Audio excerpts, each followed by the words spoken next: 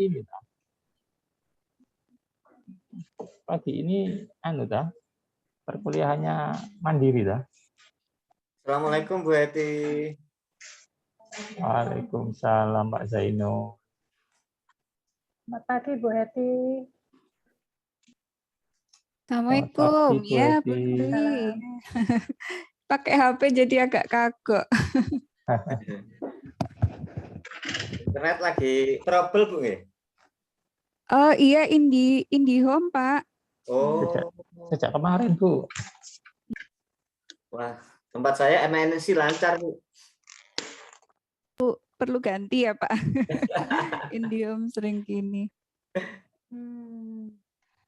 Baik, hari ini yang presentasi Bu Lili Bu. Bu Lili Saya, ya. Bu. Iya, monggo. Dimulai Kayaknya saja ya. Iya, 10.30. Baik.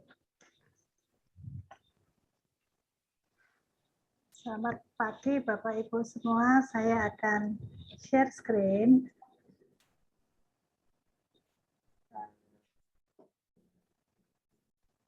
Hari ini saya akan membahas chapter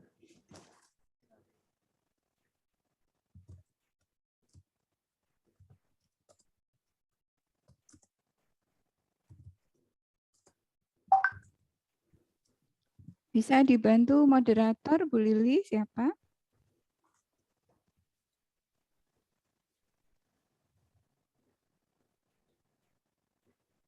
ya, siapa moderator saya? Saya tidak tahu.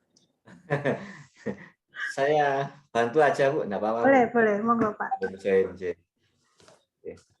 Langsung aja mungkin dari Bu Lili ya. Tadi Bu Lili sudah membuka, jadi saya langsung mengantarkan saja mungkin agar waktu bisa berjalan efisien ya. Oke, langsung saja mungkin dari Bu Lili bisa mempresentasikan, kalau tidak salah ada 2 chapter Bu Lili ya. Nanti yang kita bahas pada pertemuan kali ini. Langsung mungkin dari Bu Lili bisa mempresentasikan. Silakan Bu Lili. Baik, terima kasih Pak Zainul. Bapak Ibu, saya akan membahas 2 chapter sekaligus. Saya akan sesuaikan dengan tema besar disertasi saya semoga. Ya, karena saya akan membahas anak-anak yang berkebutuhan khusus dan juga mengenai masalah sensorik, integrasi sensorik, maka saya memberi tema besar 2 chapter ini, yaitu pengelolaan iklim kelas yang sesuai dengan kebutuhan siswa. Buku utama yang saya bahas adalah yang ditulis oleh Tracy Garrett, bab 3 dan 4. Saya akan menambahkan bukunya George Scarlett, karena ada banyak sekali bagian yang ternyata menarik dan menunjang topik yang saya sukai gitu. Saya juga menemukan proceeding yang salah satu artikelnya ditulis oleh Pak Immanuel Hittipio, dan saya sangat tertarik dengan tulisan beliau, oleh karena itu saya menyinggung sedikit di dalam makalah saya. Gitu ya. Saya akan membahas pendahuluannya, lalu chapter 3 yaitu penataan fisik ruang kelas, chapter 4 adalah tata tertib dan rutinitas di kelas, lalu penutup berupa simpulan dan saran. Saya menemukan bahwa setiap kita itu unik. Diciptakan Tuhan unik sekali.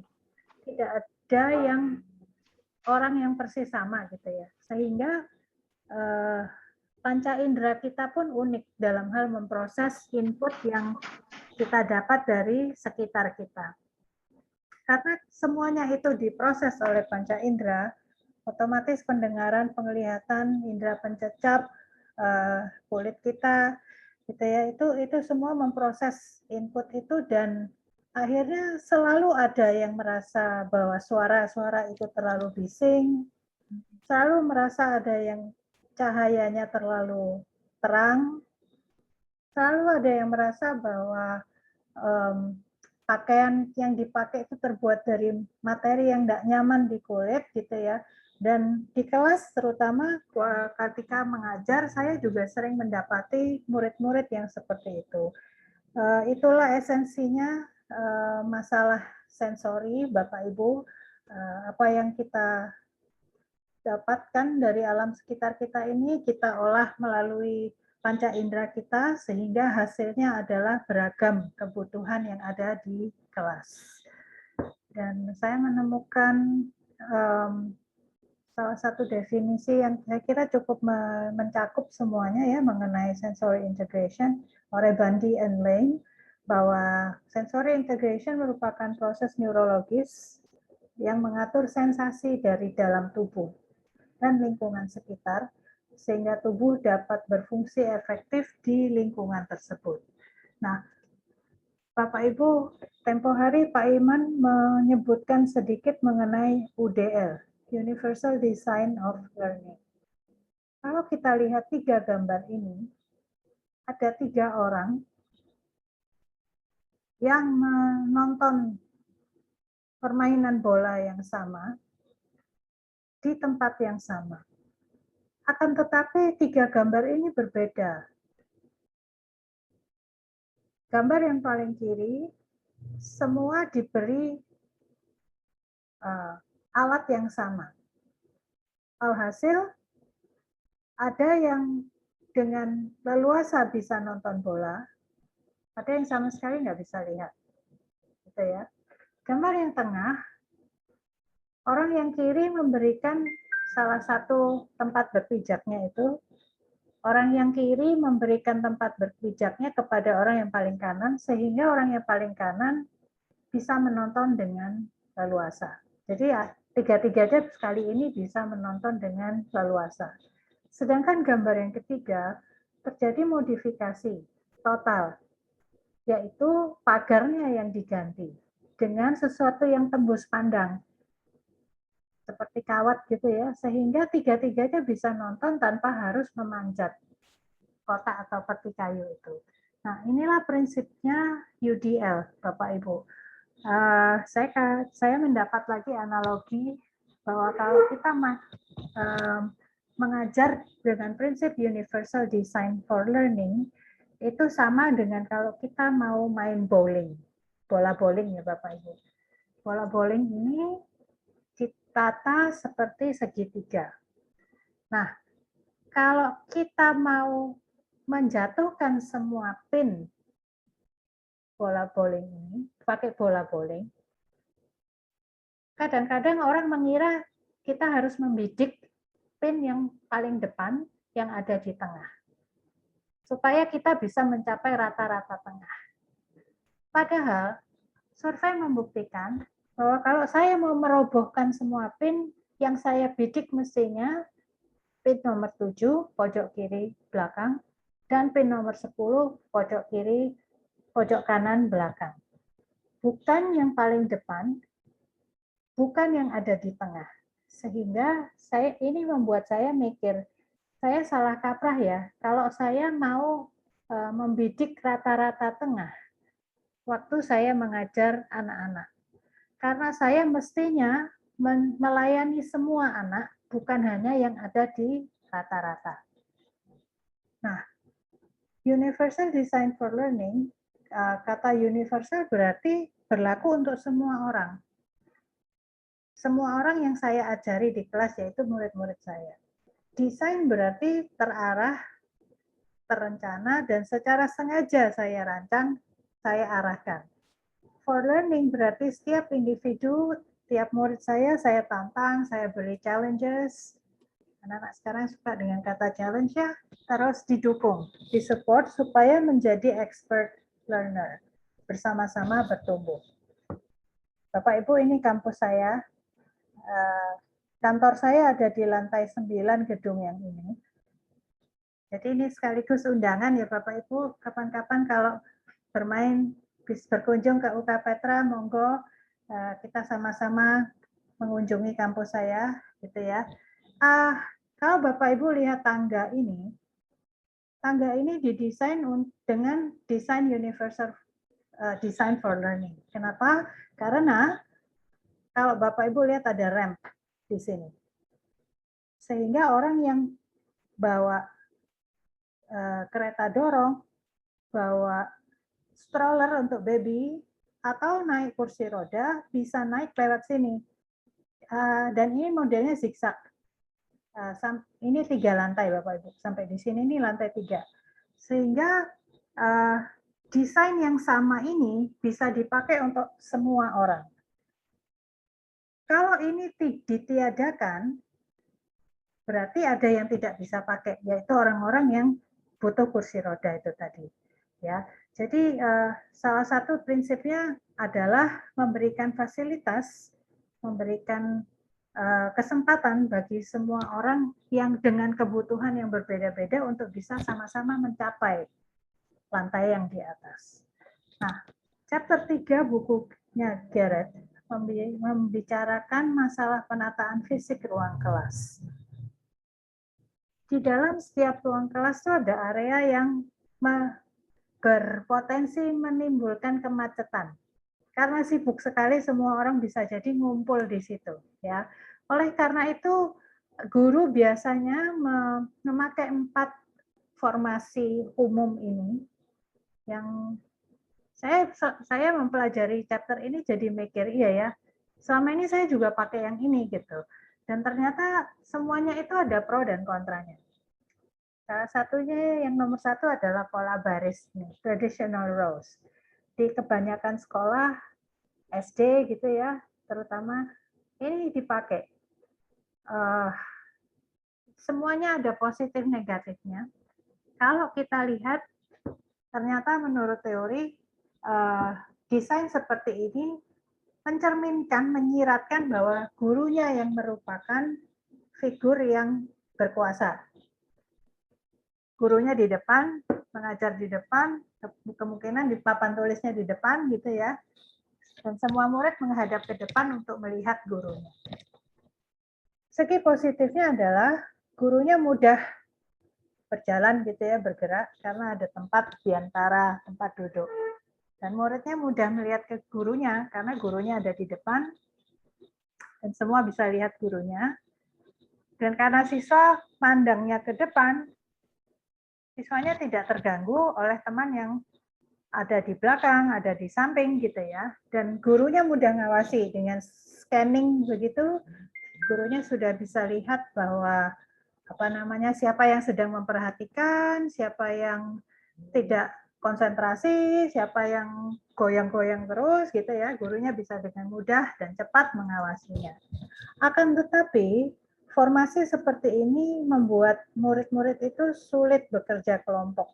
Kalau mau kerja kelompok, berarti kursinya harus ditarik-tarik, digeret-geret, dan itu bisa makan waktu, bisa membuyarkan fokusnya anak-anak gitu ya. Jadi formasi seperti ini tidak mendorong siswa bekerja dalam kelompok. Siswa bisa melihat guru ke depan, tapi sulit saling melihat. Sehingga tidak terjadi diskusi gitu. Secara natural, ini tidak didesain untuk diskusi, karena berarti lihatnya ke depan bukan ke samping, apalagi ke belakang. Nah, yang duduk di belakang nih, agak sulit mendengar siswa yang ada di baris depan, karena yang di depan, yang ngadepnya ke depan gitu. Jadi, harus kadang mencondongkan badan gitu ya, atau yang di depan harus agak keras supaya yang di belakang bisa mendengarnya. Pola berikutnya adalah berempat. Kelompok berempat. Saya jadi mikir, kadang-kadang saya pakai ini juga ya. Saya pernah pakai ini juga di dalam ruang kelas saya gitu. Dan dari formasi seperti ini, orang bisa lihat bahwa gurunya kepingin bahwa anak-anak tuh kerja dalam kelompok. Ada kayak komunitasnya gitu ya. Jadi tidak bekerja sendiri-sendiri. Ada segi positifnya, yaitu guru mudah berpindah karena mejanya sudah berbentuk clusters. Dan karena memang didesain untuk diskusi, jadi gurunya bisa pindah-pindah untuk mengontrol diskusi siswa. Siswa itu bisa bekerja kelompok sewaktu-waktu. Itu tadi, tinggal tanya teman-teman yang ada di depannya dan di sebelahnya, ini gimana? gitu ya. Dan bisa melihat teman-teman yang duduk di dalam satu klaster ini, satu kelompok. Segi negatifnya, tidak semuanya itu menghadap ke guru. Bisa jadi kalau gurunya ada di tengah kelas, ada siswa yang membelakangi guru. Sehingga harus noleh, harus mutar badan gitu ya, mutar kursi kadang-kadang. Jadi kalau lagi konsentrasi kerja, tiba-tiba gurunya ngomong, perhatiannya siswa itu bisa jadi teralih gitu ya, fokusnya buyar lagi. Dan guru tidak dengan mudah, dengan cepat bisa mengawasi perilaku siswa, lirik-lirikan, tidur gitu ya. Terus tidak bisa lihat raut wajahnya sehingga nggak bisa langsung tahu gitu anak-anak ini memahami instruksi saya apa enggak ya gitu, karena tidak bisa terlihat semuanya. Ada lagi pola berpasangan, berdua-berdua gitu ya. Saya ingat waktu kecil saya pernah di SD yang memang satu meja itu agak panjang sehingga duduknya berdua. Dan kebetulan waktu itu tidak pakai kursi sendiri-sendiri, melainkan bangku kayu yang agak panjang itu, dan memang didesain untuk berdua-berdua gitu. Nah, ini ternyata mirip dengan yang kelompok pertama tadi, pola pertama, yaitu gurunya adalah figur yang otoritas. Akan tetapi, dalam formasi ini, guru masih mengharapkan siswa bekerja sama, karena duduknya berdua-berdua. Ada segi positifnya, lagi-lagi gurunya mudah mendekati, mudah bicara sama anak-anak. Siswanya bisa lihat guru karena lihat menghadap ke depan semua, dan gurunya bisa memantau karena juga bisa melihat raut wajah siswanya gitu ya. Siswanya bisa bekerja berpasangan, berdua-berdua, atau kalau mau berkelompok tinggal diputar gitu ya, menghadap ke belakang, ke meja yang di belakangnya. Jadi kalau mau kerja kelompok, formasi ini cukup menguntungkan. Di lain pihak, karena berdua-berdua bisa jadi senggol-senggolan ya. Anak kecil biasa toh, terus badannya goyang terus, meja temannya terganggu, atau tersenggol barangnya jatuh gitu ya, konsentrasinya buyar. Dan karena berdua-berdua dan ngadep ke depan, lagi-lagi sulit lihat. Kalau ada teman yang dari sudut lain di kelas mau bicara, mereka harus noleh atau putar badannya. Dan sama seperti yang di posisi pertama tadi, formasi pertama, siswa yang duduknya di belakang itu sulit mendengar teman yang di depan. Nah, pola keempat adalah pola huruf U. Saya perhatikan di kampus saya, sering dosen menata tempat duduk mahasiswa seperti ini. Pola huruf U. Pola seperti ini mencerminkan bahwa gurunya, pengajarnya mementingkan kesempatan berbicara langsung, karena semua orang bisa melihat ke tengah. Jadi semua siswa bisa melihat bagian tengah kelas. Jadi gurunya bisa maju mundur di bagian tengah kelas gitu ya. Gurunya bisa lihat wajah siswa, mudah mengawasi perilaku, mudah mengecek gitu ya, anak-anak ini paham apa enggak atau masih blank gitu ya. Siswanya bisa kerja dengan teman yang di sebelah-sebelahnya, ya. Dan karena ini mementingkan diskusi, hampir semua orang bisa lihat. Kalaupun ada yang duduk di sudut, dengan mudah bisa lihat temannya yang sedang berbicara, karena tidak ada yang, karena semuanya tidak hanya menghadap ke depan, ya. Akan tetapi, formasi ini membutuhkan ruang yang cukup. Kalau kelasnya kurang luas gitu ya, kelasnya bisa jadi agak sesak sehingga jalan keluar masuk dari bangku itu juga agak sulit gitu ya. Dan bisa saja ini mengganggu teman di sebelahnya. Kalau lagi-lagi saya goyang terus, temannya tersenggol gitu ya, kena sikut saya, barangnya kena senggol saya terus jatuh gitu ya. Dan kalau mau kerja kelompok juga agak sulit karena sudah set huruf U seperti ini, mau kerja kelompok berarti harus diseret-seret lagi meja dan kursinya. Nah, waktu membicarakan mengenai tata ruang kelas, gitu ya, layoutnya ruang kelas, Gareth mengingatkan kita akan pentingnya layout perabot. Dan guru harus memikirkan apa yang setiap hari pasti dipakai. Misalnya kalau kelas-kelas yang LCD-nya masih portable, berarti harus ditaruh di meja, ada colokannya, dan sebagainya. Dan oleh karena itu, guru harus melihat juga, mempertimbangkan colokan listriknya ada di mana, koneksi internetnya ada di mana, apakah sudah pakai WiFi atau masih harus pakai kabelan, gitu ya. Jangan sampai nanti kabel-kabel itu malah membuat orang tersandung karena berantakan di kelas gitu, di lantai. Dan guru harus memastikan di antara perabot, meja, kursi, dan sebagainya itu ada ruang yang cukup supaya orang bisa lewat. Kalau kita lihat foto yang kanan bawah, ini lorong ini cukup lebar, sehingga kalaupun di kursi yang saling membelakangi ini didudukin anak-anak gitu ya, gurunya masih bisa lewat tanpa terjepit gitu ya. Atau kalau anak-anak mau berdiri, kursinya agak dimundurin, nggak sampai nabrak teman yang di belakang, gitu ya.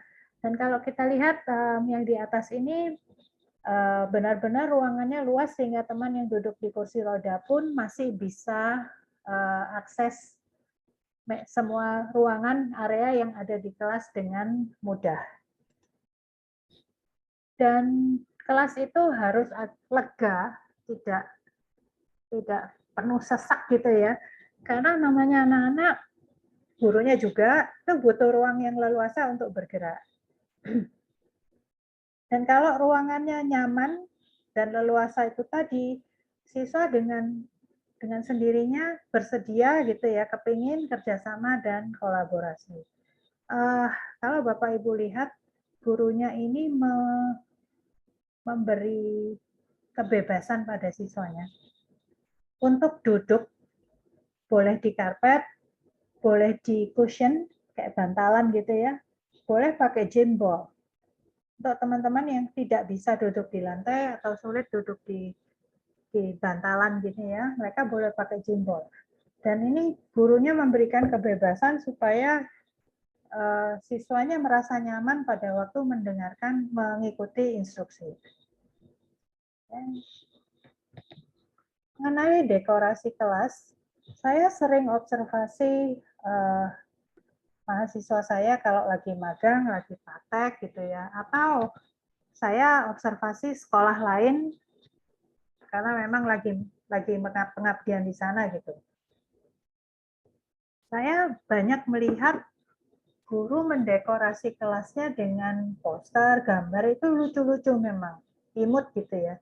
Tapi waktu saya tanyakan, Bapak Ibu, apakah sebenarnya ini ada fungsinya? Mereka bilang ya biar lucu aja gitu. Padahal seringkali ada anak yang merasa itu malah mengganggu. Mengganggu dalam arti saya lebih fokus pada gambar Winnie the Pooh itu daripada pada guru saya gitu. Sehingga dekorasi sebaiknya terdiri dari misalnya hasil karya siswa. Kadang-kadang tidak semua sekolah itu mengizinkan saya tempel di dinding gitu ya, takut catnya terkelupas misalnya.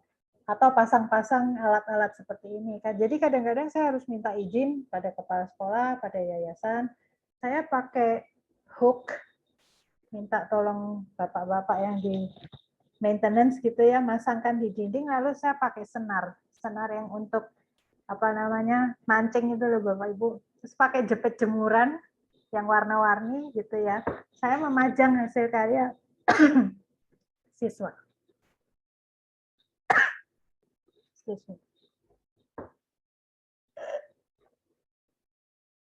Hal ini menunjukkan bahwa sebagai guru, saya menghargai usahanya siswa saya menghargai hasil karya, hasil kerja keras mereka, sehingga kalau ada waktu luang, teman-teman juga boleh membaca, melihat-lihat hasil karya teman kelasnya juga.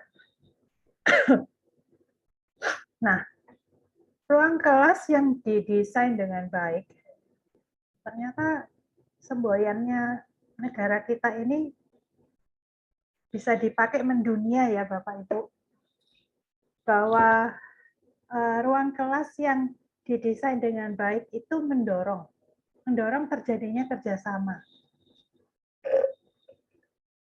Jadi guru bisa memakai sistem peer tutorial, minta temannya saling membantu. Tentu saja kita harus hati-hati karena kalau enggak kesannya adalah gurunya terus-terusan menyuruh teman untuk menjelaskan pada temannya, bukan gurunya sendiri yang menjelaskan gitu. Juga Garrett memberi kayak wacana gitu. Kadang-kadang ada guru yang mengajak siswanya diskusi. Sebaiknya kelas kita ditata bagaimana? Sebaiknya meja-meja ini diletakkan bagaimana? Kadang-kadang cara siswa, pendapat siswa itu tidak terpikirkan oleh gurunya. Sehingga ada baiknya kadang-kadang guru itu mempertimbangkan pendapatnya siswa pada saat menata ruang kelas. Dan begitu siswa merasa ikut memiliki, ikut tanggung jawab gitu ya. Nah, sekarang kita masuk ke bagian tata tertib. Dan sebaiknya menurut Garrett, tata tertib ini tidak terbatas pada setiap ruang kelas saja, melainkan school-wide. Satu sekolah pakai gitu ya. Dan waktu Garrett nulis ini dan saya menuliskan juga makalah saya jadi mikir, perhatikan jumlahnya. Kadang-kadang peraturan tata tertib yang dipajang tuh panjang sekali. Tidak boleh ini, tidak boleh itu. Harus begini, harus begitu. Malah akhirnya nggak efektif ya Bapak Ibu. Saking banyaknya peraturan yang ditempel itu, orang jadinya cenderung abai gitu, karena terlalu banyak. Dan tentukan cara penyampaian dalam hal ini adalah memakai kalimat yang positif, bukannya kamu tidak boleh ngobrol sendiri. Melainkan, pakailah kalimat negatif misalnya, kalau mau bicara angkat tangan dulu. Seperti itu ya, jadi pakai kalimat positif, bukan pakai kalimat negatif. Pada waktu menuliskan tata tertib kelas, kita harus mempertimbangkan keunikan siswa. Contohnya begini Bapak Ibu, ada guru yang melarang siswanya ke toilet. Kalau saya ngajar, kamu duduk, tidak boleh ke toilet. Ke toilet itu sebelum dan sesudah pelajaran. Nah, bagi gurunya memang nyaman karena tidak terganggu dengan anak-anak yang keluar masuk gitu ya. Akan tetapi saya sebagai guru sih seringnya mempertimbangkan kadang-kadang anak-anak ini memang tidak tahan gitu, tidak bisa menahan. Kalau dia perlu ke toilet, apalagi semakin kecil kelasnya, kelas 1 gitu, nggak bisa disuruh menunggu 2 jam pelajaran gitu baru ke toilet, sulit sekali Bapak Ibu. Jadi saya, apalagi karena saya memang guru untuk anak-anak kebutuhan khusus, saya mempertimbangkan gitu. Contoh lain adalah, sepanjang pelajaran harus duduk manis, gitu ya. Nah, ada anak-anak yang memang nggak bisa. Dan kita sendiri aja kalau suruh duduk manis 2 jam pelajaran langsung gitu, nggak boleh goyang, itu tersiksa sekali secara fisik gitu. Jadi kadang-kadang saya membuat kayak kesepakatan gitu dengan anak-anak. Kalau kamu capek, kamu boleh stretching, kamu boleh jalan-jalan di kelas. Dengan syarat kamu tidak ganggu teman. Ya, jadi kalau ini saya tentu saja mengajari dan memperagakan. Mana cara jalan yang mengganggu teman, mana cara jalan yang tidak mengganggu teman. Dan ini secara konsisten dilakukan sejak mulai hari pertama kelas tahun ajaran, hari pertama kita bertemu, kalau saya dengan konsisten memberlakukannya, anak-anak dengan akhirnya itu menjadi kebiasaan gitu Bapak Ibu. Dan kalaupun memang mau dipajang, dipasang gitu ya, taruhlah di tempat yang jelas, sehingga tidak terkesan, pokoknya nulis deh, pokoknya ada peraturan di mana, nggak tahu, pokoknya ditumpukin nggak bisa. Harus memang kalau memang penting, ya pasanglah di tempat yang jelas yang bisa dilihat setiap hari. Dan lagi-lagi Garrett mengusulkan agar guru itu perlu hati-hati juga kapan siswa dilibatkan membuat tata tertib bersama, kapan gurunya tetap harus punya otoritas menuliskannya, maksud saya menetapkannya. Ya. Nah, selain di dalam kelas masing-masing,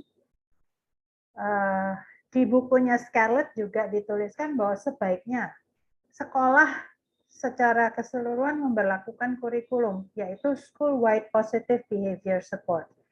Sekolah itu tidak hanya memberi hukuman.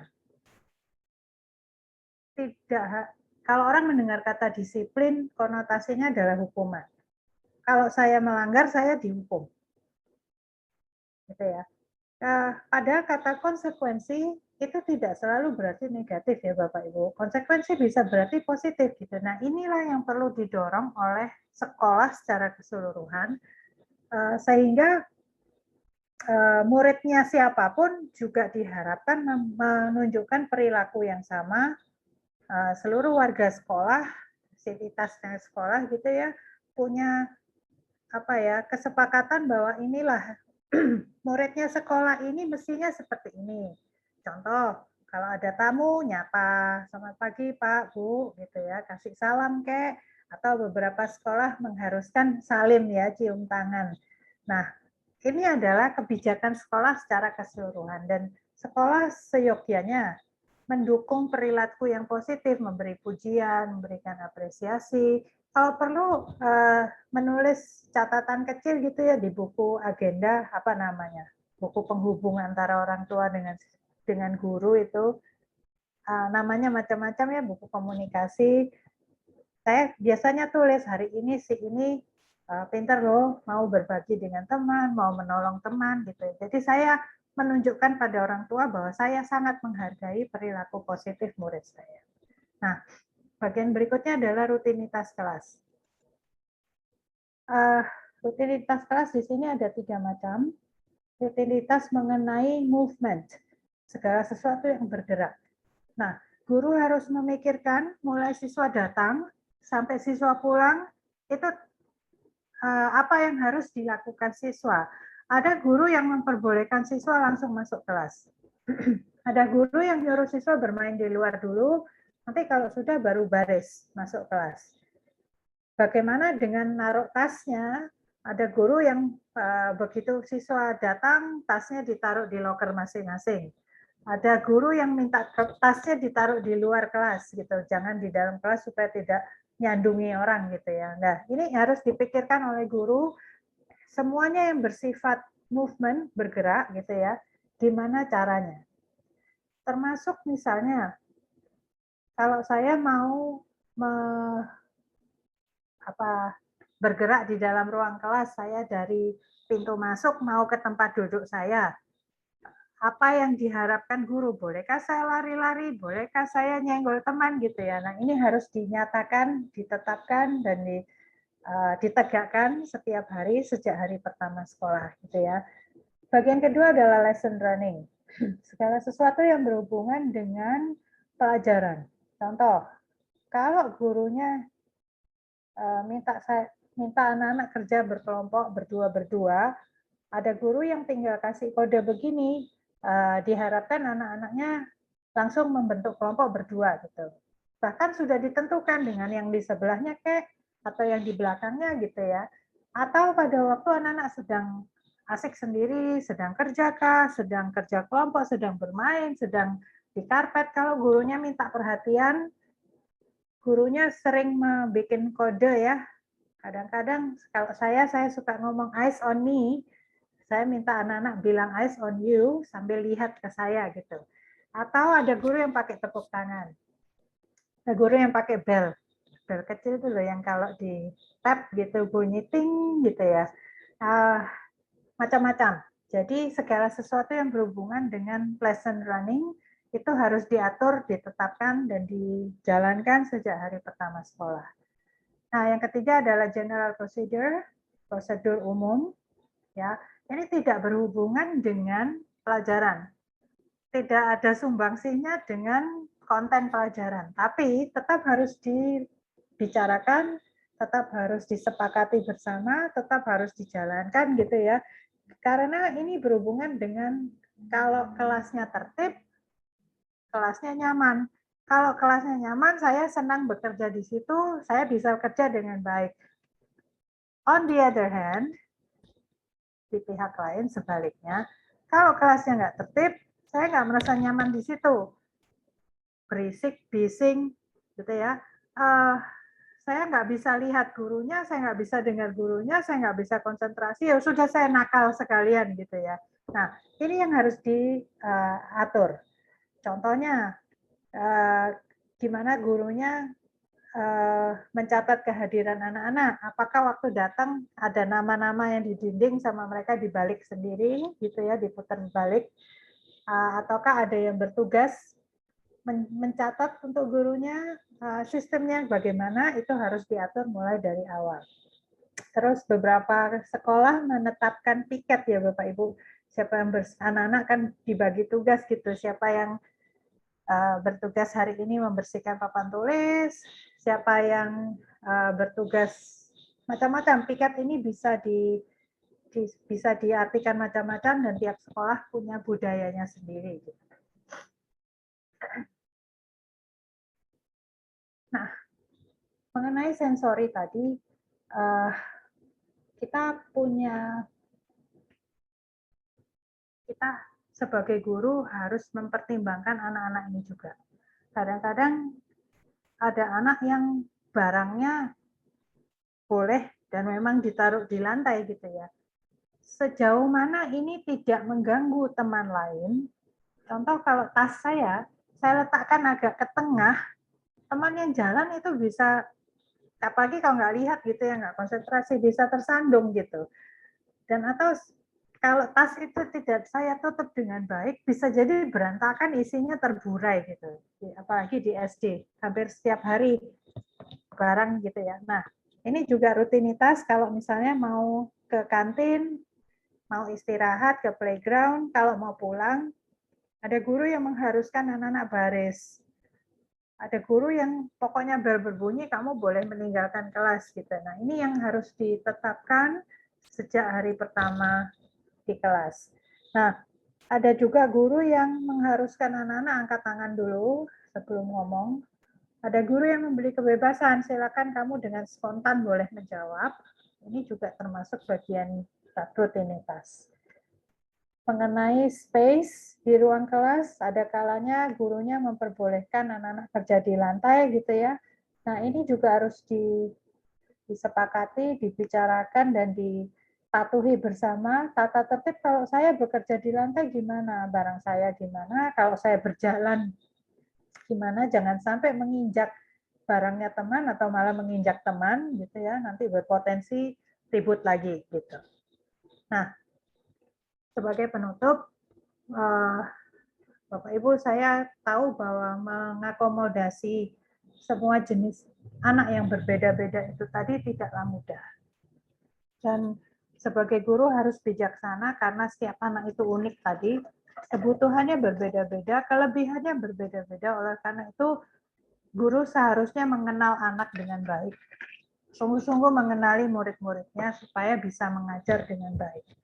Demikian presentasi saya. Terima kasih untuk kesempatan yang diberikan. Saya mohon kritik dan saran supaya makalah saya bisa jadi lebih baik lagi. Dan harapan saya, semua anak di Indonesia boleh mengecap kesempatan yang sama untuk boleh belajar dari guru-guru yang memahami dan mau peduli dengan murid-muridnya. Saya kembalikan pada Pak Zainul. Oke, terima kasih Bu Lili. Ya, luar biasa sekali. Jadi setiap anak sangat unik ya. Ada perbedaan masing-masing individu dan tentunya memerlukan proses pembelajaran yang variatif begitu ya, agar proses pembelajaran itu lebih produktif. Itu tadi mungkin langsung saja pada sesi sharing, tanya jawab ya, diskusi dari Bapak Ibu semuanya ya. Kami persilakan. Silakan yang mau menyampaikan lebih dulu?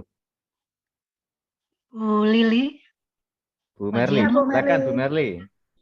Terima kasih Pak Jeno dan Bu Lili. Ini saya sharing aja ya Bu Lili. Di tempat saya kebetulan kan saya punya tumbuh kembang anak berkebutuhan khusus ya. Nah kemudian saya punya kasus nih Bu Lili ya. Karena emang benar yang Bu Lili sampaikan tadi ya, membuat anak KBK itu menerapkan disiplin atau proses pembelajaran itu emang tidak mudah ya, sulit sekali. Nah kasusnya di sini ada anak, memang kita punya anak ASD ya, anak ASD. Nah gimana sih menurut, ini sharing aja ya Bu Lili, karena kan saya masih kesulitan untuk menyesuaikan ruang kelas dengan kegiatan pembelajaran yang mana kita mengarah tujuan kepada sensori integrasinya gitu Bu Lili. Itu sih sharing aja Bu Lili. Terima kasih. Itu aja. Nah, mungkin langsung aja Bu Lili ya, biar nanti tidak ketumpuk dengan yang lain begitu. Saya kira ini pengalaman dari Bu Merli yang dialami di lapangan. Saya kira Bu Lili juga bisa menjelaskan ya, baik secara teoritis ataupun aplikasi yang saya yakin Bu Lili juga banyak juga pengalaman-pengalaman tersebut. Silakan Bu Lili. Baik Pak. Bu Merli kalau boleh tanya, klarifikasi maksudnya apakah penataan ruang kelas fisiknya atau bagaimana Bu? Iya, penataan ruang fisiknya, karena memang kan selama ini penerapannya one by one ya. One on one. Jadi seperti itu. Nah kemudian kan kita punya 3 anak nih, ya 3 anak yang mana perilaku ASD-nya masih muncul gitu ya. Contohnya kayak tantrum. Nah jadi menerapkan kegiatan SI-nya dalam ruang yang sama gitu ya. Pendataan kelasnya seperti apa baiknya gitu ya. Khususnya kegiatan pembelajarannya gitu lah. Itu Bu Lili. Kalau dari pengalaman saya ya Bu Merli, Ya, Bu itu Lili. kembali ke saya nggak tahu Bu Heti nanti mungkin boleh memberi saya masukan gitu. Apakah di Indonesia sudah berlaku PPI, program pembelajaran individu? Karena kalau di Amerika setiap guru sebelum ngajar wajib mengadakan pertemuan dulu dengan orang tuanya, dengan pengasuhnya, dan membicarakan program untuk anak ini, program pembelajaran untuk anak ini secara individual. Ada kalanya, dan di situ dibicarakan kapan anak ini mestinya belajarnya secara individual, one on one, kapan sebaiknya dia berdua dengan teman supaya bisa praktek sosialisasi, generalisasi, dan sebagainya, dan kapan dia boleh dalam setting kelompok kecil, bertiga, atau kalau malah lebih ditarik lagi dengan kelompok lain gitu di luar 3 orang ini. Nah, mestinya itu dimulai dari situ ya Bu Merli, karena tiap anak kan punya kelebihan sendiri-sendiri, dan dari 3 ini pasti yang tadi Bu Merli ngomong pasti bedanya banget gitu. Ada anak yang nggak tahan dengan bunyi-bunyian tertentu, atau bola lampu itu kadang-kadang bagi dia flicker, Distraksi. atau yang paling parah suka mainan cetekannya lampu. Ya benar-benar. Atau nggak tahan dengan pintu terbuka dikit aja udah lompat, mau nutup dulu baru duduk lagi. Ya, Atau nggak tahan pensil jatuh diambil dulu. Jadi pekerjaannya bukannya nggak selesai-selesai, nggak mulai-mulai, karena ngurusin orang lain gitu. Itu sih dari pengalaman saya begitu Bu Merli. Bu Heti, bolehkah saya minta masukan mengenai PPI tadi gitu?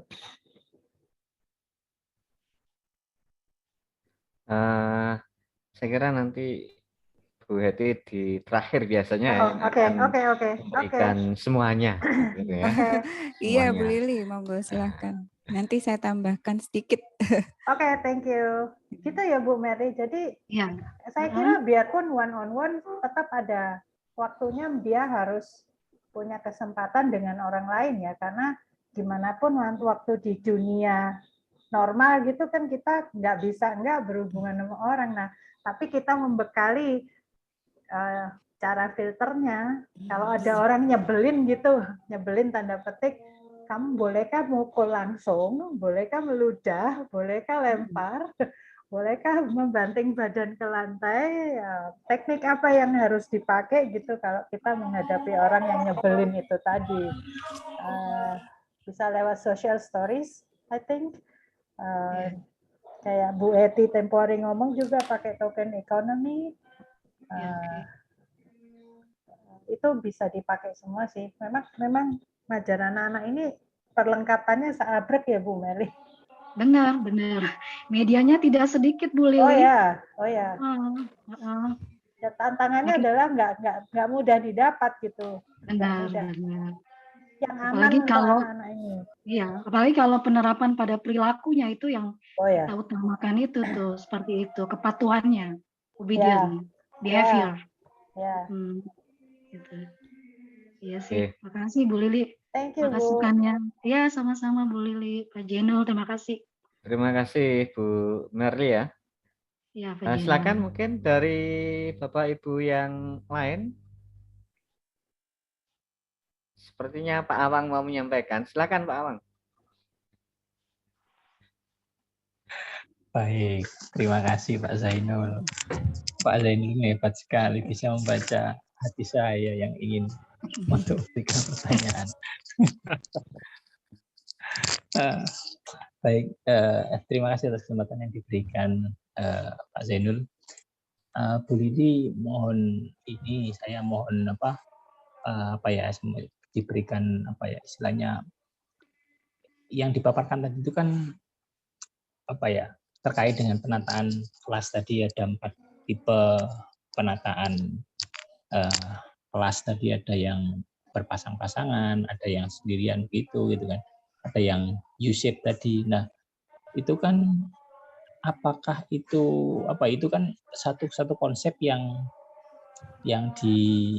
dikembangkan di dunia barat ya.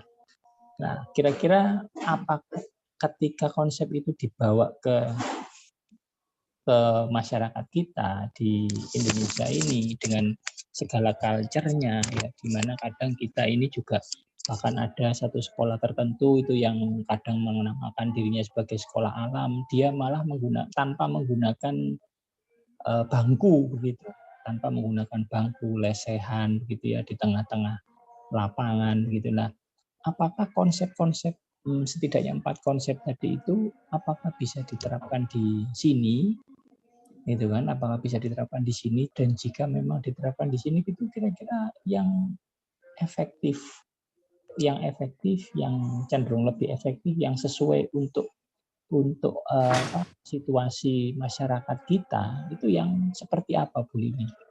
Mungkin Bu Lili punya penjelasan terkait hal tersebut. Terima kasih Bu Lili atas kesempatannya diberikan. Terima kasih Pak Awang ya. Jadi memang budaya kan berpengaruh ya Pak Awang ya. Nah, saya kira kalau kita mengalami itu lebih tahu betul ya seperti apa ya di lapangan begitu. Nah, saya kira di teori juga sangat relevan, nanti bisa dikorelasikan. Silakan Bu Lili. Baik Pak Zainul, langsung aja ya Pak Awang. Memang yang tadi dipaparkan itu pendapatnya dari dunia barat ya Pak Awang ya. Bahwa anak-anak duduk di kursi, di meja yang settingnya seperti itu gitu. Mungkin ruang kelasnya juga, kalau Bapak Ibu melihat ruang kelas di international school aja, jadi nggak usah keluar negeri, misalnya di kota Bapak Ibu ada sekolah yang tanda petik memakai kurikulum yang berbeda gitu, kita bisa lihat bahwa penataan kelasnya juga beda gitu. Ada yang mempunyai mini library di dalam kelas, perpustakaan mini gitu, kasih karpet, kasih bantal-bantal tempat duduk, dan seperti saya setuju dengan Pak Awang sih, tidak bisa kita mentah-mentah mengadopsi segala sesuatu ke ruang kelas kita. Saya rasa itu kembali ke kurikulum sekolah ya Pak Awang dan Pak Zainul mungkin. Sekolah kan menetapkan kurikulum yang seperti apa.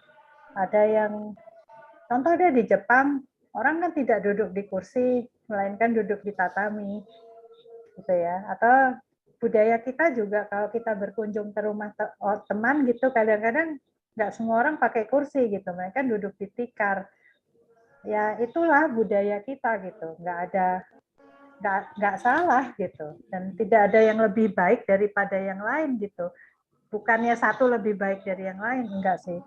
Dan saya rasa kursi atau tidak, kalau saya sebagai laki-laki guru anak kebutuhan khusus, bagi saya yang penting anak itu merasa nyaman. Nyaman itu relatif juga ya.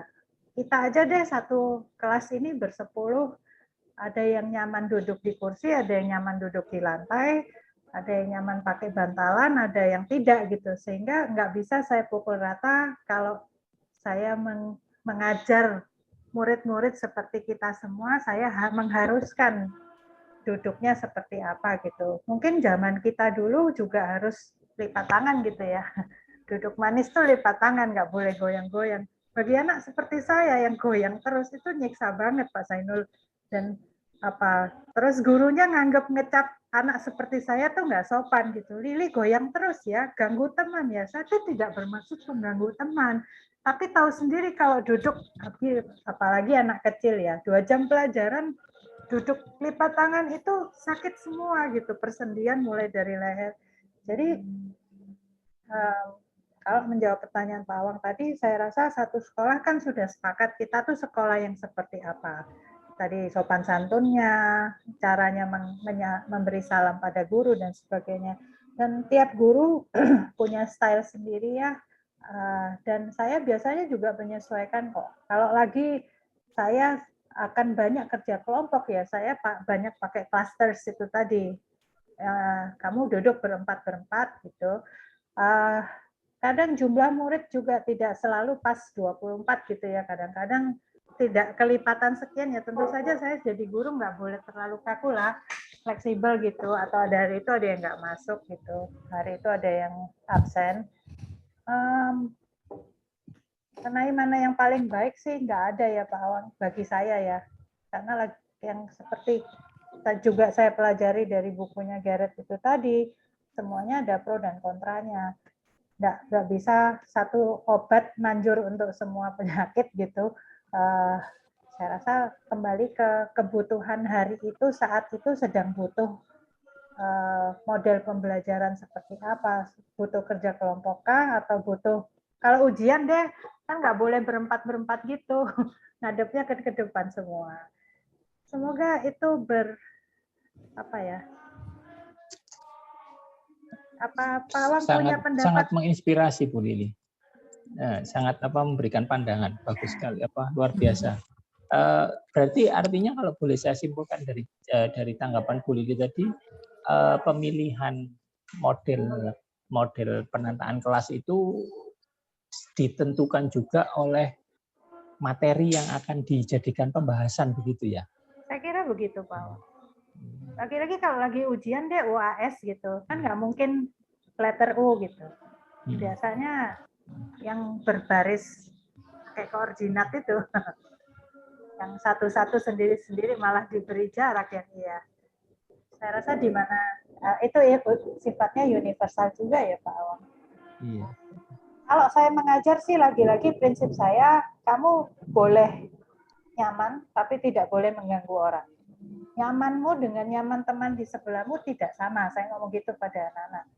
Jadi kalau kamu nyaman minum terus kamu harus ke toilet terus, kamu kehilangan kesempatan belajar sama-sama gitu. Tapi saya tidak melarang kamu minum kalau memang butuh minum. Tapi jangan terus jadi alasan minum yang banyak supaya bisa melarikan diri ke toilet terus. Ya kalau ke toilet beneran. Kalau ternyata di luar mampir singgah kemana gitu, saya kan nggak bisa lihat. Ya, saya ngajar anak-anak terlalu lama jadi punya pengalaman begitu. Gitu Pak Awang. Iya. Terima kasih Bu Lili, luar biasa. Terima kasih Pak Awang ya. Jadi memang sangat situasional, ya. Sangat situasional. Betul, Ya Pak. lihat materi, lihat karakteristik anak. Ya. Mungkin dari Bapak Ibu yang lain juga, silakan.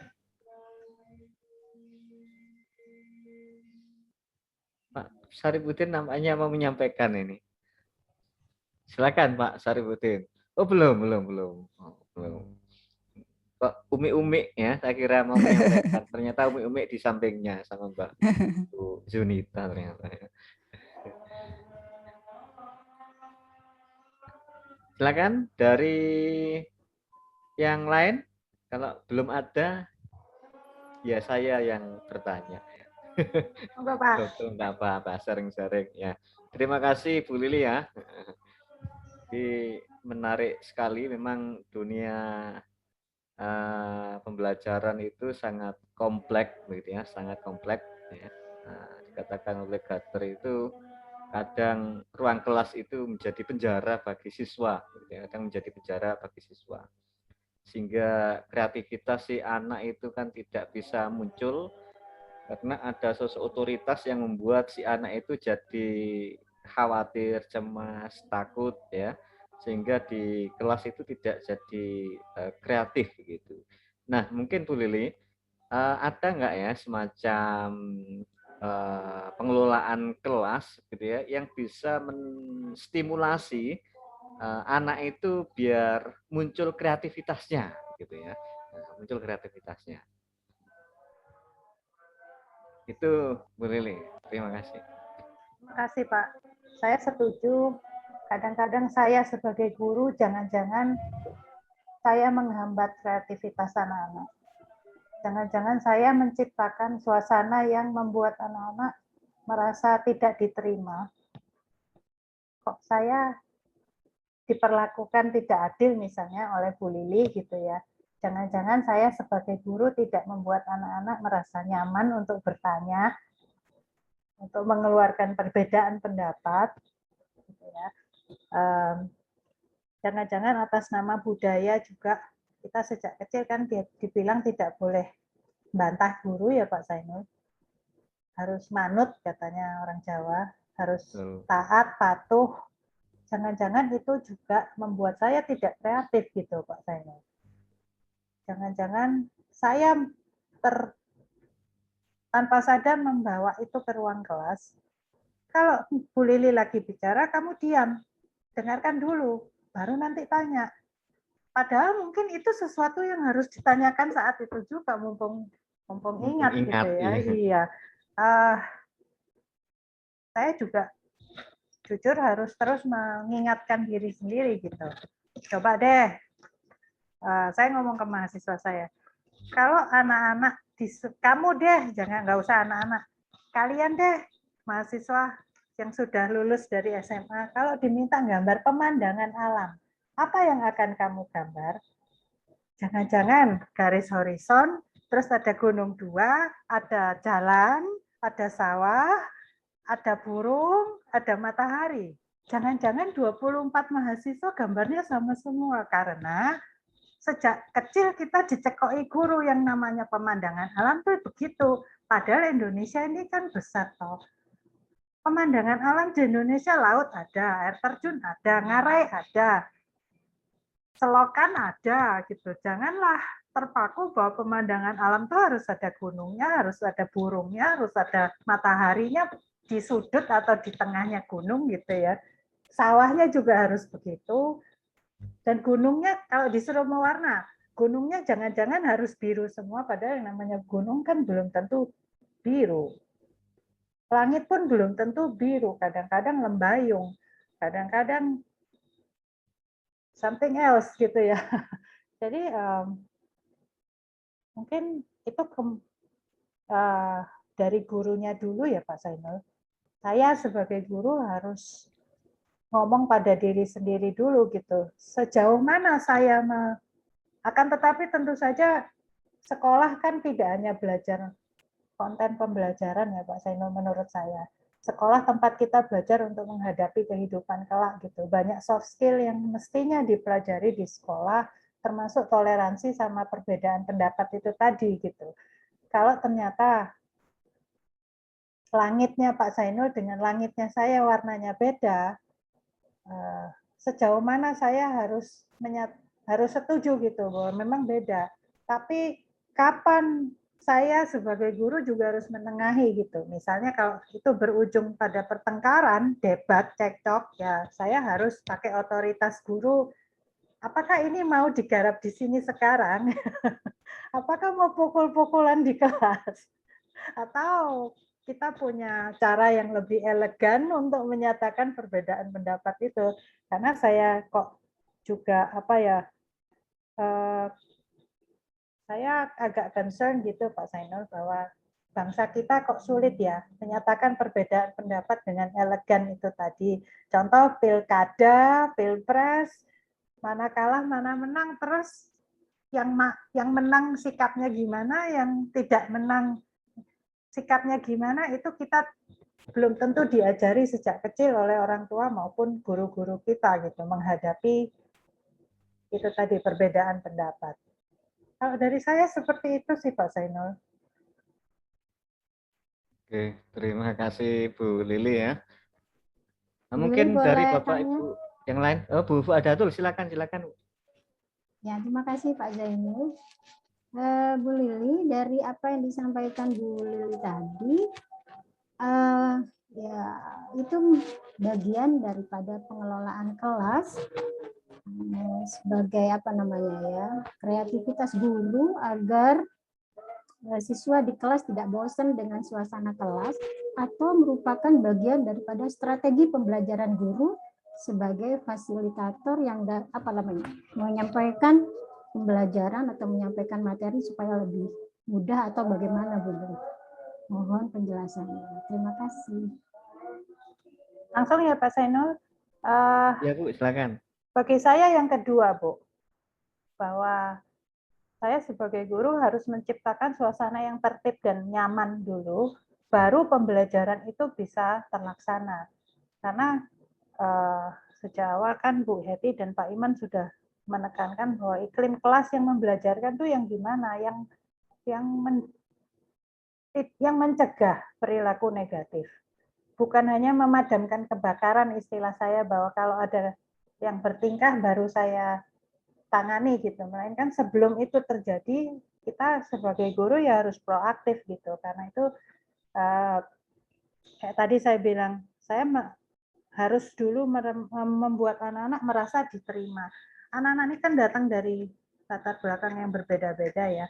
Apalagi kalau anak-anak kebutuhan khusus, bukan berarti mereka nggak punya perasaan loh. Bu Merli pasti bisa cerita juga gitu. Mereka pasti tahu gitu siapa yang care, siapa yang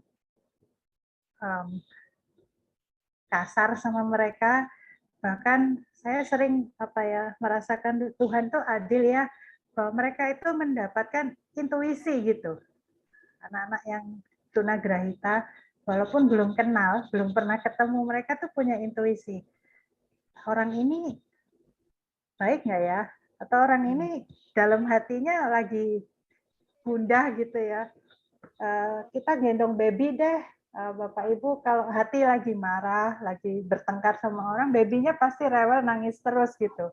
Kalau kita sukacita, damai sejahtera, babynya mesti cepat tidur. Bu Merli, ayo. Bantu saya. Ya, sebenarnya benar yang disampaikan Bu Lili ya, Bu Fuadatul. Jadi emosi kita itu bisa terbaca ya sama anak-anak ABK gitu ya. Karena pengalaman saya gitu, ketika saya menyapa anak ABK, dia masuk ke ruang kelas, saya bilang selamat pagi, assalamualaikum. Nah dia memberi kontak yang positif gitu. Tapi kalau cepat-cepat masuk, nah dia responnya akan beda seperti itu. Itu sih yang bisa saya tambahkan Bu Lili. Berdasarkan pengalaman ya Bu Lili ya. Itu sih. Ya Bapak Ibu, saya nggak menggurui loh ya. Saya cuma sharing aja. Itu sih Bu Fuadatul. Kadang-kadang ada anak yang walaupun nggak bisa ngomong nonverbal, tapi ya itu tadi dia bisa merasakan saya terima dia enggak, saya mengasihi dia enggak. Dan kalau itu sudah tercipta, nggak ada anak-anak, nggak ada satupun yang merasa ditolak gitu ya, istilahnya Pak Iman dalam makalahnya. Saya rasa semua anak akan merasa dia bagian dari kelas saya dan tercipta dengan sendirinya saya kepingin belajar gitu. Sedangkan sebaliknya kalau saya hanya memacu dalam hal akademik dan konten ya, alangkah daringnya kelas saya, dan lagi-lagi saya tidak menyiapkan mereka menjadi generasi masa depan bangsa yang cinta dengan sesama gitu. Pokoknya aku berprestasi, pokoknya aku juara. Kayaknya bukan itu ya hakikat pendidikan bagi saya gitu Bu Fadatul. Dan mungkin Bapak Ibu yang lain mau sharing gitu. Mungkin ada pengalaman dari masa lalu. Waduh, kok jadi curcol. Oke, terima kasih Mungkin Bu. ini Bu Lili, Bu Ya, Bu. tambahannya, Silakan Bu Marli. tambahannya gini, buat anak BK jangan dijadikan anak BK itu sebagai robot gitu, seperti itu. Jadi maunya miniatur orang dewasa, tapi tidak dilihat sesuai kebutuhan anak ABK itu seperti apa. Itu sih, itu tambahannya dari saya. Ya, kadang mereka masuk kelas suasana hati lagi nggak enak ya. Mungkinkah orang tuanya lagi bertengkar di rumah terbawa, atau lagi nggak enak badan habis minum obat sehingga ngantuk. Saya nggak bisa. Saya harus bisa membaca situasi dengan cepat, suasana hatinya sedang bagaimana gitu. Semoga, atau ada tambahan Bu Fadatul, mungkin ada sesuatu yang Ya, cukup, itu saya kira tadi cukup Bu. dari Bu Adatul ya. Ada lagi dari Bapak Ibu yang lain? Kalau tidak ada, mungkin saya kembalikan ke Bu Hedi ya. Barangkali banyak hal yang Ya, terima di- kasih Pak Zainul. Oke, terima kasih Bu. Tadi Monggo. ada kasih. 3 masalah ya. Yang pertama adalah persoalan sensori integrasi kaitannya dengan rules rutin, kemudian desain fisik dari kelas. Itu mendukung ya keduanya. Kemudian yang berikutnya adalah desain fisik dari kelas, apakah harus selalu indoor? Kalau misalkan itu di belahan dunia lain di barat katakanlah dengan 4 musim, di mana kalau summer dia justru libur, berarti kan dia harus di dalam kelas ya. Dengan misalkan ini sebagai contoh di gambar itu ada heaternya, ada heating fans-nya. Nah itu seperti itu kan kita mungkin kalau untuk di Indonesia ada sekolah alam, tadi Pak Awang menanyakan itu, ya tentu saja perlu menyesuaikan lagi. Karena pada dasarnya desain fisik tadi seperti yang telah disampaikan oleh Bu Lili, tujuannya adalah sebagai sebuah spot atau space yang itu akan mendukung proses pembelajaran di dalam interaksi proses belajar mengajarnya. Jadi ini memudahkan organisasi karena di dalam kelas tersebut di spot itu harus ada berbagai persoalan, yaitu akses pada sumber belajar, kemudian juga interaksi antara siswa dan siswa dengan gurunya. Kemudian juga ada persoalan-persoalan lain bahwa setting dari desain fisik kelas dalam hal ini itu juga terkait dengan persoalan elemen lain yang dibicarakan dalam manajemen kelas atau pengelolaan kelas. Salah satu yang disebutkan tadi adalah persoalan tadi pembelajaran ya instruction, kemudian juga dengan disiplin dan juga dengan rules and routine. Tadi karena bab 3 tersebut dikaitkan Bu Lili tadi dengan persoalan itu adalah elemen yang saling terkait dengan implementasi dari atau mengorganisasikan kelas itu menggunakan elemen rules and routine. Karena apabila interaksi bangku, mejanya itu layoutnya itu ada interaksi yang yang mendukung pembelajaran, misalkan jika desain instruction-nya adalah cooperative learning, maka tidak mungkinlah kita menggunakan satu-satu tirik-tirik kayak kita mau lihat bioskop, tidak, tetapi mungkin settingnya yang U-shape atau tadi 4 dalam satu klaster misalkan.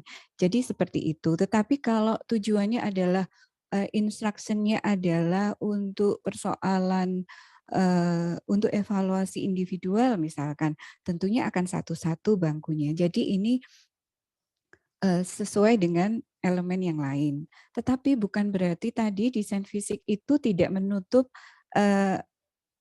bahwa sistem sekolah itu memiliki sebuah visi misi yang spesifik. Nah, itu boleh jadi begitu. Kalau sekolah alam nggak mungkin lah dia filosofinya adalah bring nature in the class, itu berarti kan tidak mungkin. Jadi harus semirip mungkin alam itu sebagai ambience dari kelas itu. Jadi ini nanti ada hubungannya dengan sebagai sebuah sistem. Jadi 5 elemen itu tidak bisa kita sendiri-sendirikan ya, tapi mungkin tadi penyajian dari Bu Lili karena chapter 3 tentang desain fisik, kemudian yang chapter 4 itu tentang memantapkan persoalan rules dan rutin itu dalam pengelolaan kelas dengan melihat bahwa elemen layout fisik itu punya pengaruh besar dalam ikut menunjang jalannya, yaitu peraturan, kemudian rules and routine dalam aktivitas belajar itu kan harus ada aturan mainnya, prosedurnya yang itu harus disepakati dan menjadi satu pola rutin dalam keseharian. Nah, itu yang kemudian bahwa di situ harus ada media belajarnya, aksesnya kemana. Kemudian seperti ini di sini ada pensil sharpener atau mungkin ada tempat untuk menaruh personel belonging atau milik-milik pribadi. Jadi kan kita harus punya personal space bagi individu itu untuk harta bendanya itu ditaruh di mana misalkan ya. Jadi kita ada file kabinet sendiri, maka itu kita perlukan apakah itu di luar kelas atau di dalam kelas, apakah bagaimana. Nah, itu perlu harus di arrange ya. Kemudian juga persoalan tugas yang tidak selesai. Kalau tugasnya terlambat atau tugas yang hilang, ini terkait dengan elemen disiplin. Lalu bagaimana kita meminimalisir rules and rutinnya? Maka harus disepakati bahwa ketika di awal kelas itu kalau dia tidak mengumpulkan tugas tepat waktu, bagaimana? Apakah hukumannya? Jadi ini rule and routine tadi itu terkait memang untuk mengurangi dampak buruk sebagai faktor resiko yang harus diminimalisir, jadi ada prevensinya. Tetapi kalau disiplin berarti ada off-task behavior yang harus ditindaklanjuti dengan sebuah reinforcement atau follow-up tertentu. Nah, ini sebelum disiplin itu tercederai dan mengganggu proses pengelolaan dalam kelas, maka kita perlu menegaskan, memantapkan, establish rules and routine-nya. Termasuk dalam hal ini, misalkan tadi bagaimana etika dalam interaksi, komunikasi, bertanya, dan kemudian juga bagaimana menulis paper, jadi paper heading istilahnya. Paper heading itu juga salah satu dari rules and routine. Bagaimana menulis nama, lembar kerja, kemudian bagaimana dia membuat laporan, gitu kan harus ada semacam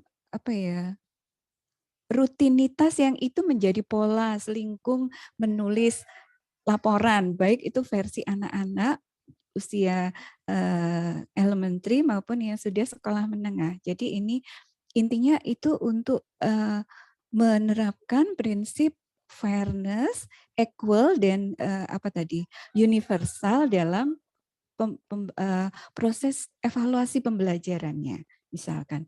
Jadi ini tadi saling berkaitan ya, Bu.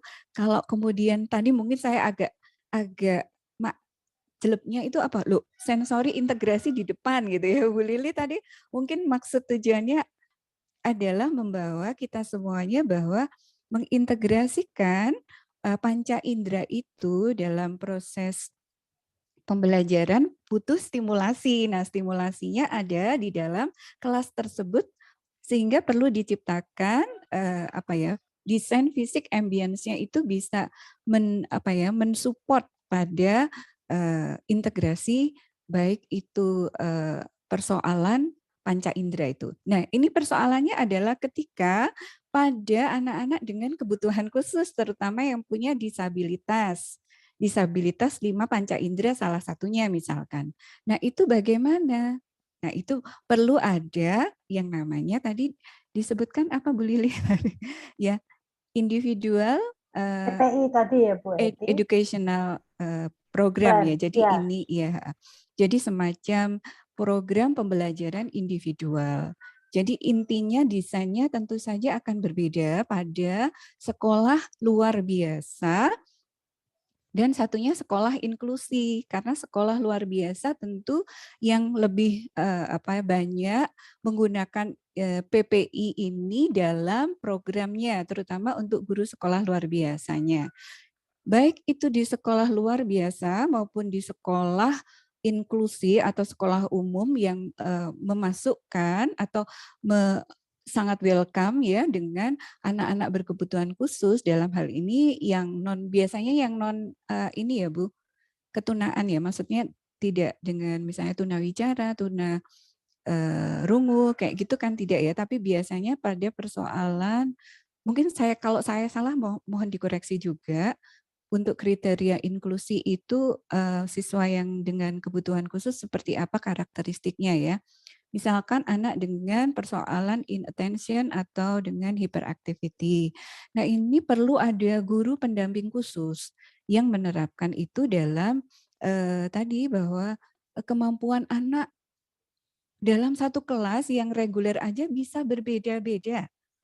Nah, apalagi ini ya anak yang dengan kebutuhan khusus yang mungkin di hari itu di jam tersebut adalah mata pelajaran punya tujuan instruksional umum tertentu gitu ya, misalnya jadi itu harus tercapai, tetapi porsi dan juga kemampuan anak berkebutuhan khusus itu harus diletakkan secara equal, tidak sama ya seperti gambar pertama tadi ya Bu Lili ya, tetapi equal atau setidaknya universal. Jadi nanti dalam evaluasi pembelajarannya itu menyesuaikan pada tadi PPI-nya. Jadi misalkan temanya adalah tubuhku aku menyukai tubuhku atau tentang my body gitu ya temanya. Tapi kan untuk memahami bahwa part of body itu yang lain bisa lebih cepat dalam 30 menit memahami part of body itu namanya apa saja, dia butuh waktu yang lama dengan elemen unit yang lebih sedikit. Nah, ini perlu PPI tadi. Kaitannya apa tadi dengan rules and routine dan juga desain fisik, tentu saja berarti setting layout meja kursinya untuk dia berbeda dengan divariasikan bentuk untuk head to head dengan guru pendamping khususnya, dan ketika sudah selesai semua dia dimasukkan dalam kelompok secara bersama gitu. Jadi itu yang mungkin kaitannya dengan rules and routine adalah bahwa nanti lembar kayak worksheet-nya tentu saja akan berbeda ya, lembar tadi untuk anak yang berkebutuhan khusus itu agak sedikit berbeda, tetapi nanti end of session dari mata pelajaran itu temanya akan ada proses refleksi yang sama bersama-sama dengan yang reguler gitu. Itu tadi untuk yang anak berkebutuhan khusus. Mohon maaf ya karena saya bukan praktisi, sementara Bu Lili dan Bu siapa? Bu Merlin ya. Iya Bu Merli itu praktisi, jadi mungkin bisa dikoreksi kalau saya salah. Kemudian sekarang ini ada yang namanya evaluasi pembelajaran dengan menggunakan assessment kompetensi minimum ya untuk anak-anak sampai kelas 12, 1 sampai 12. Nah, ini sebenarnya intinya bukan untuk semacam ujian akhir gitu, bukan. Tetapi fungsi evaluasinya adalah untuk rekomendasi bahwa di dalam proses pembelajaran itu apa yang kurang. Jadi ini lebih ke sifatnya individual. Yaitu pada kemampuan literasi dalam bahasa dan kemampuan numerasi.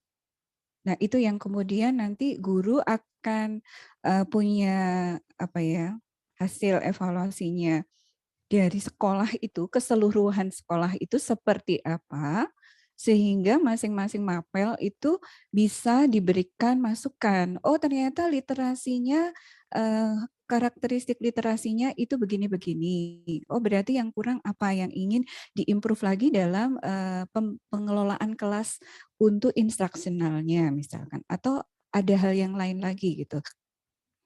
Jadi untuk kebijakan AKM ini juga sebenarnya dari perspektif yaitu mengambil assessment secara individual, tetapi nanti gunanya untuk merekomendasi pada pembelajaran secara sistemik. Itu tadi ya. Mungkin kalau kaitannya tadi yang satunya PPI itu untuk yang berkebutuhan khusus, tapi sebenarnya evaluasi pembelajaran dengan AKM dan juga metode pengajaran itu bisa jadikan salah satu contohnya. Berarti nanti ada persoalan apa ada dalam proses pembelajaran itu. Kemudian yang penting juga adalah yang dari chapter 3 dan 4 persoalan rules and routine itu terkait dengan desain fisik itu adalah ada satu contoh yang mungkin saya bisa keberadaan dari toilet dan juga medium air. Jadi medium air seperti kolam, taman yang adem dan juga kayak seperti fonten atau air mancur ya. Itu dalam beberapa riset itu membantu siswa dalam membantu dia diberi jeda waktu untuk proses transisi dari satu mapel ke mapel yang lain. Yaitu kita sebut tadi adalah transition. Transition itu adalah proses dalam pembelajaran bahwa satu mata pelajaran beralih ke atau dari satu aktivitas ke aktivitas yang lain itu perlu waktu 10 hingga 15 menit untuk anak itu lebih siap. Lebih siap apa? Lebih siap untuk melakukan aktivitas. Sehingga nanti jeda itu membuat dia punya kesiapan mental yang baik untuk lebih on task daripada dia nanti ada semacam kecenderungan untuk tantrum dan muncul yaitu resiko perilaku off task. Jadi penting juga mendesain rencana transisinya itu seperti apa dari satu aktivitas ke aktivitas terkait dengan rules and routine tadi. Nah, salah satu contoh desain fisiknya adalah termasuk desain di situ ada ruang bersama, kemudian ruang ada jeda waktu makan dan minum, istirahat maksudnya ya, jam istirahat itu ada ruang untuk makan dan minum, untuk makan snack, untuk break, dan kemudian dia bercakap-cakap dengan teman yang lain, kemudian bercengkrama, dan kemudian juga ada toilet dan ada space di mana dia tidak diamati secara supervision oleh gurunya. Jadi itu sebenarnya penting juga untuk dia itu menciptakan aktivitas semacam oase di tengah aktivitas yang di sekolah itu yang mungkin punya nuansa yang menegangkan gitu. Itu saja Bu, saya rasa tambahannya. Terima kasih Bu Eti. Yeah. Ya, luar biasa sekali ya. Banyak sekali yang bisa kita dapatkan pada pertemuan kali ini ya, terkait dengan pengelolaan kelas, khususnya desain fisik. Saya baru ada inspirasi tadi, Bu Eti menyampaikan perlu juga ya ada kolam air atau kolam mancur di kelas itu ya. Iya, rilis stres ya. Intinya transisi itu harus pengademan gitu ya, semacam kita menggrounding dulu. Ya, cooling down. Iya, istilahnya kalau kita di awal itu ada ice breaking, tapi mungkin di antara satu aktivitas dengan aktivitas pembelajaran lain itu perlu ada jeda seperti itu.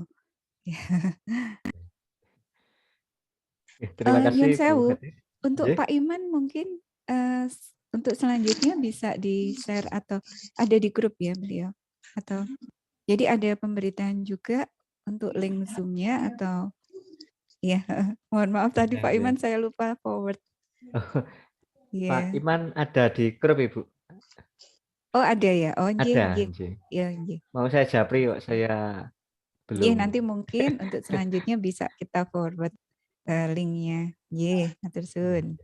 Ya, terima kasih. Oh ini ada yang ada di chat ini Pak mungkin. Pak Oh. Haryu. Oh sama Pak, IndiHome juga ini Pak. Saya Ini pakai malah di tempat saya listrik 3D mati, HP. Bu. Di tempat saya listrik baru mati. Oh iya iya Pak. Iya. Ya saya rasa kalau sudah cukup kita bisa akhiri kuliah kita. Bagaimana? Masih ada tambahan Bapak Ibu? Untuk chapter selanjutnya dua-dua ya Bapak? Atau bagaimana mekanismenya? Kalau melihat rancangan kemarin itu dua-dua Ibu. Dua ya. Nanti untuk misalkan ada yang kurang bisa ke buku yang lain Bapak Ibu. Artinya nanti kan yang itu saya tulis di satu lembar saja itu mungkin ada ya mahasiswa yang belum kebagian chapternya mungkin bisa kita beralih ke buku yang lain yang ada di Google Drive. Terima kasih Bu Hati. Iya Bapak Ibu terima kasih juga untuk kuliah kali ini. Nanti kita ketemu lagi di setelah Ba'da Zuhur ya. Iya, matur sembah nuwun Bu Lili. Terima kasih Bu Eti, makasih Pak Zainul. Jadi pengen ke Petra tadi Ayo, diiming-imingi. ayo main-main. Jadi jangan kecewa dan baper ya Bu kalau lihat B4 itu jauh sama kampusnya Bu Lili ya. Apa? Prinsip apa konsep desainnya humble, bukan futuristik kayak Uber. Enggak apa-apa Bu. Kayak itu Petra, kan hanya ya, casingnya toh. Ya. Kan yang penting kan orangnya. Ya mudah-mudahan begitu Bu. Iya. Ekspektasinya tidak jomplang. Enggak Bu. Terima kasih Bu Lili. Terima kasih. Terima kasih semuanya. Selamat istirahat. Selamat siang. Sampai jumpa. Ketemu beberapa lagi menit Bu lagi. nanti Iya. semuanya Bapak. Iya. Assalamualaikum. Dulu ya. Selamat siang. Siang Bapak Ibu. Assalamualaikum. Waalaikumsalam warahmatullahi wabarakatuh. Izin saya close ya. Saya ngirit baterai soalnya. Ya. Pak, lanjutkan Ya, Pak.